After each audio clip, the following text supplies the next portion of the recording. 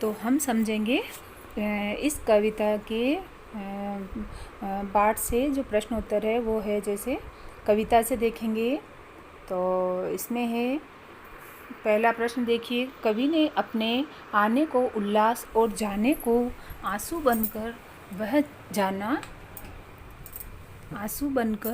बह जाना क्यों कहा है।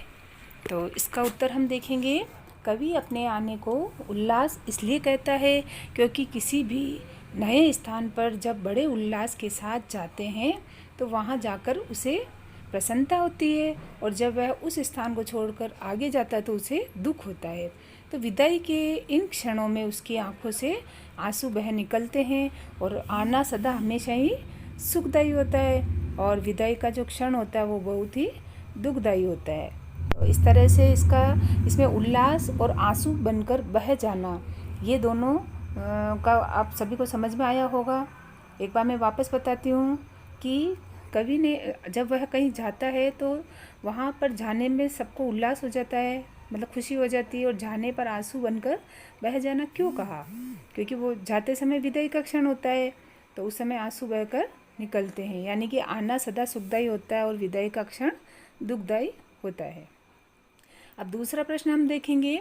भीख मंगों की दुनिया में बेरोक प्यार लुटाने वाले कवि ऐसा क्यों कहता है कि वह अपने हृदय में असफलता का एक निशान भार की तरह लेकर जा रहा है। क्या वह निराश है या प्रसन्न है। तो अब इसका उत्तर हम देखेंगे। कवि इस दुनिया को भीख मंगों की दुनिया बताता है। यह दुनिया केवल लेना जानती है, देना नहीं।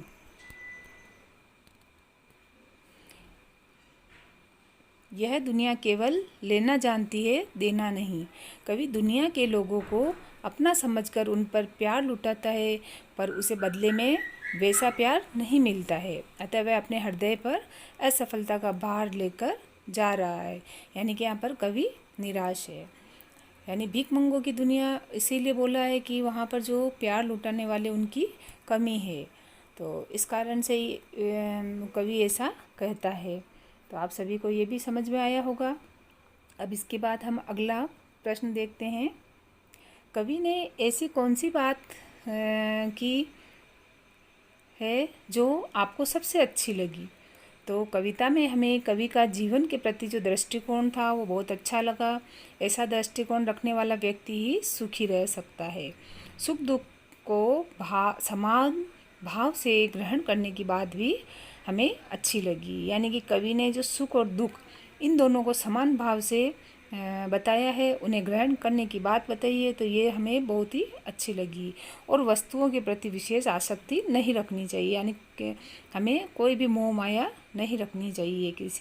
तो सांसारिक मोह माया के बंधन को छोड़कर कवि ने बताया कि हमें सुख दुख को समान भाव से समझना चाहिए। इस तरह से इस पाठ के 3 प्रश्न ही हैं।